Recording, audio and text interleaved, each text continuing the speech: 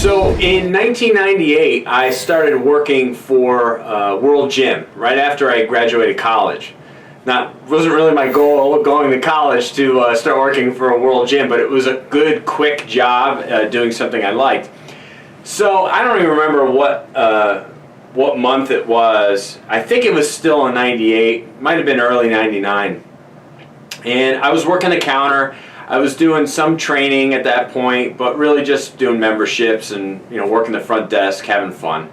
So it was a cool, easy job. And one of the trainers that used to come in there really early in the morning, I used to get up at like 3 something in the morning because I had to drive 45 minutes to open the gym for 5 a.m.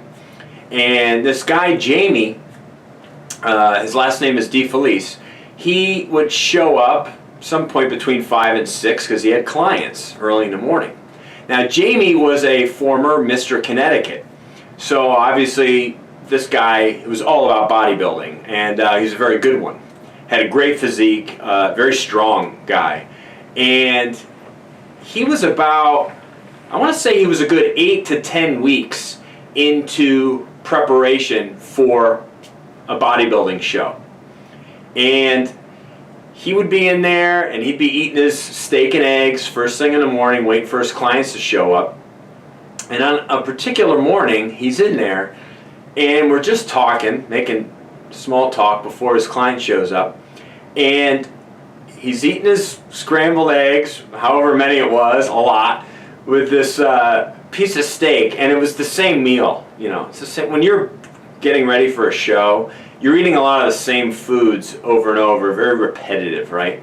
And I could just see him, going through the motions, and it was like, I remember him saying, it's like eating cardboard, And we started talking about other foods that were more enjoyable to eat, and as we're talking, and I don't feel like I was the reason for this, but I'm watching him kind of make up his mind as we're discussing how hard it is to prepare for a bodybuilding show, and he just says, "That's it.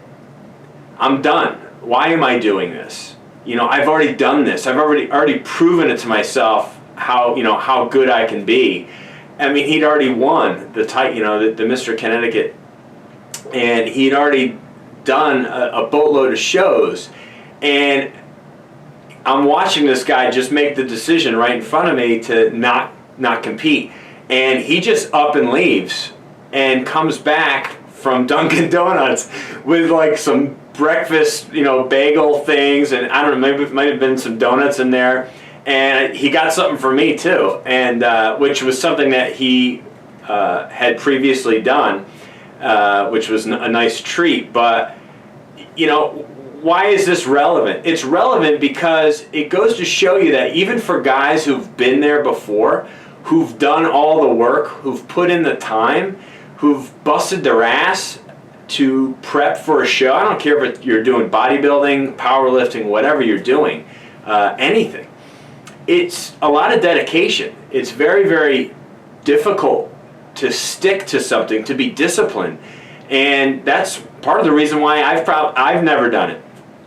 Because I can eat good for like 30 days, even 60 days, but to eat good for like 12 weeks or longer, depending on how much work you have, to get lean enough, it's not easy, man. There's so many sacrifices you have to make. It's mentally draining, and not to mention physically. And so anyway, that's my point, is know why you're doing it, have a very, very clear goal, a very clear vision of why you want to compete, and hold yourself accountable, and every day you have to prove to yourself that this is something that's very important to you, that's going to take a lot of work. All right, Coach Chris, Team Critical Bench, thanks for watching. Thought you'd enjoy that interesting story from several years ago, back when I really first got into the world of fitness. We'll see you soon.